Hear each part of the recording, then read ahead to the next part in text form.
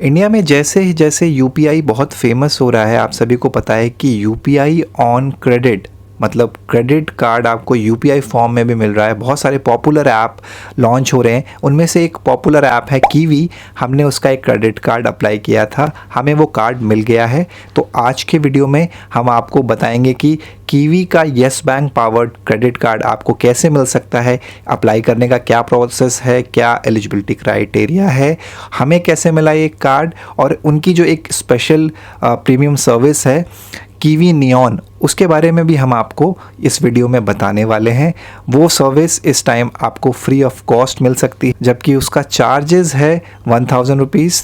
तो फटाफट शुरू करते हैं इस वीडियो को और आपको बताते हैं कि आपको कीवी कार्ड कैसे मिल सकता है। फ्रेंड्स, अगर आपके पास कीवी ऐप है तो आप जानते होंगे ये एक बहुत पॉपुलर ऐप है जिसके थ्रू आप लोकल मर्चेंट्स को पेमेंट कर सकते हैं। आप चाय के लिए, कॉफ़ी के लिए, सिगरेट के लिए और भी किसी भी चीज़ के लिए लोकल स्टोर्स वेंडर्स को यूपीआई पेमेंट कर सकते हैं। ये अमाउंट 10 रुपये का भी हो सकता है और 1000 और 5000 तक भी हो सकता है, उससे ज़्यादा भी हो सकता है।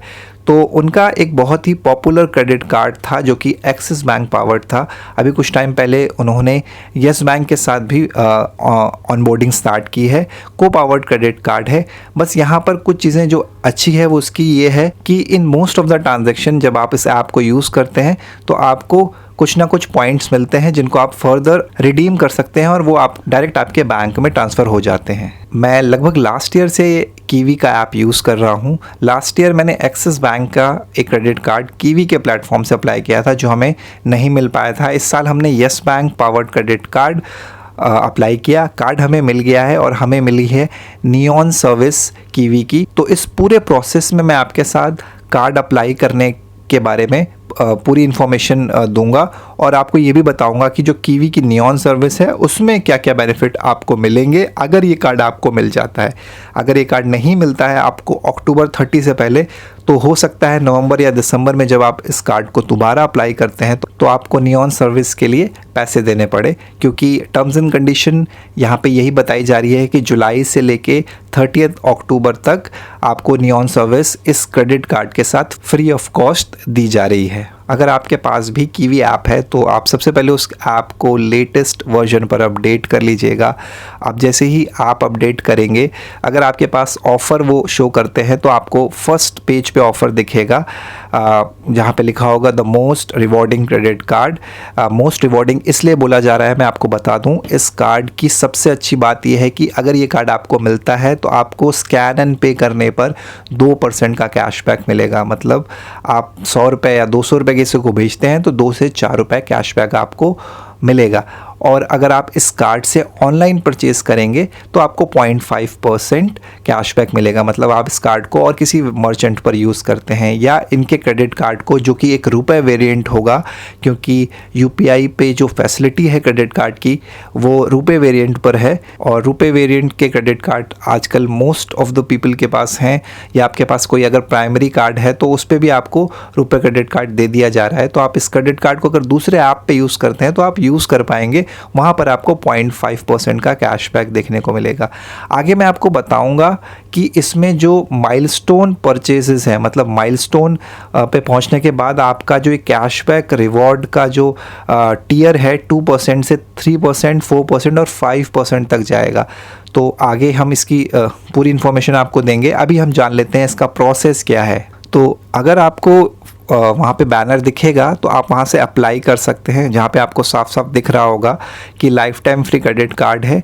आपको 45 to 50 days, up to 50 days की एक क्रेडिट साइकिल मिलेगी जिसमें आपको रिपेमेंट करना होगा। अब आप आगे बढ़ेंगे तो आपको नियॉन सर्विस के बारे में सबसे पहले बता दिया जाएगा कि आपको फ्लैट 2% कैशबैक मिलेगा। आपको 5% तक कैशबैक मिल सकता है 1.5 लाख रुपए इस कार्ड से खर्च करने पर। इसके अलावा आपको एयरपोर्ट लाउंज एक्सेस भी मिलेंगे और नीचे लिखा मिलेगा कि नियॉन सर्विस, जो कि 99 पर ईयर होनी चाहिए, वो आपको फ्री में मिल रही है। जब आप आगे फर्दर अप्लाई के ऑप्शन पे जाएंगे तो आपको यहाँ पे 3 चीज़ें फिल करनी पड़ेंगी। सबसे पहले आपको अपनी पर्सनल डिटेल्स बतानी पड़ेगी, देन कॉन्टैक्ट डिटेल्स, और उसके बाद आपकी एम्प्लॉयमेंट या करियर डिटेल्स। तो फटाफट आप अपने कॉन्टैक्ट डिटेल्स में एक सेकेंडरी नंबर दे दीजिएगा। कोशिश करिएगा कि अगर आपके पास एक दूसरा नंबर है आप वो दे दें, वो ज़्यादा बेटर रहेगा। नहीं तो आप अपने फादर मदर या अपने स्पाउस का नंबर दे सकते हैं। इसके बाद आपको कुछ ऐसे रेगुलर क्वेश्चंस के जवाब देने पड़ेंगे। देन आपको आपके फादर का और मदर का नाम बताना पड़ेगा। देन आपको बताना पड़ेगा आप किसके साथ रहते हैं, और लास्ट में आपको बताना पड़ेगा कि आप एम्प्लॉयड हैं या फिर आपका बिजनेस है, क्योंकि हमने ये एम्प्लॉय उस पर अप्लाई किया था। तो आप देख लीजिएगा, अगर बिज़नेस के लिए आप अप्लाई करते हैं तो हो सकता है कुछ क्राइटेरिया बदल जाए, बट हमने एम्प्लॉय स्टेटस के साथ इसको अप्लाई किया था। तो आगे का प्रोसेस क्या है वो मैं आपको फर्दर बताता हूँ। अकॉर्डिंग टू जो आपका एम्प्लॉयमेंट स्टेटस है वो एज अ एम्प्लॉय है। देन आपको उसमें अपना ऑर्गेनाइजेशन भी बताना पड़ेगा, आप कहाँ काम करते हैं। फाइनली आपको बताना पड़ेगा कि आप येस बैंक से तो जुड़े नहीं हैं। ये सारे क्वेश्चन है। आपको ऑफिस का एड्रेस भी बताना पड़ेगा, आपकी क्या डेजिग्नेशन है आपको ये भी बताना पड़ेगा। तो यहाँ पे सारी डिटेल्स आपने लगभग बता दी। अपनी पर्सनल डिटेल्स, कॉन्टैक्ट डिटेल्स और करियर डिटेल्स, ये सारी चीज़ें आपको बिल्कुल सही सही बतानी है। ये मैं पुराने वीडियोज़ में भी लगातार आपको बताता आया हूँ कि अगर आप अपनी डिटेल्स कुछ भी इधर मिसमैच करेंगे तो वो सारा डिटेल्स आपके पैन पे दी हुई होती है, तो वो उनसे आपके क्रेडिट स्कोर से चेक वेक करके अगर गलत होगी तो उससे आपको दिक्कत हो सकती है और हो सकता है आपका कार्ड रिजेक्ट हो जाए। लास्ट में आप सारी डिटेल्स चेक कर लीजिएगा, अगर कुछ गलत है उसको एडिट कर लीजिएगा या कुछ मिस्टेक हो गई है उसको एडिट करके ही फर्दर आगे प्रोसेस करेगा एप्लीकेशन को। जब आप एप्लीकेशन प्रोसेस करेंगे आपको एक OTP एंटर करना पड़ेगा। उसके बाद आपको 1 से 2 या 5 मिनट, हो सकता है 10 मिनट तक भी वेट करना पड़े, फर्दर वो चीज़ें चेक करेंगे। तो इसके बाद का जो लास्ट प्रोसेस है वो यही है कि जैसे ही आपका जो एप्लीकेशन है वो प्रोसेस होगा, देन 3 चीज़ें बचेंगी। एक तो बचेगा आपका eKYC, जिसमें आपका आधार, पैन और हो सकता है आपका एम्प्लॉयमेंट से जुड़े चीज़ें भी आपसे मांग ली जाए। फ़िलहाल ये 3 चीज़ें आपकी होंगी। इसके बाद ये, अगर इसके बाद आपका कार्ड रिजेक्ट नहीं होता है, कुछ लोगों का कार्ड इसी प्रोसेस पर रिजेक्ट हो जाता है, KYC तक जाने की ज़रूरत ही नहीं पड़ती है।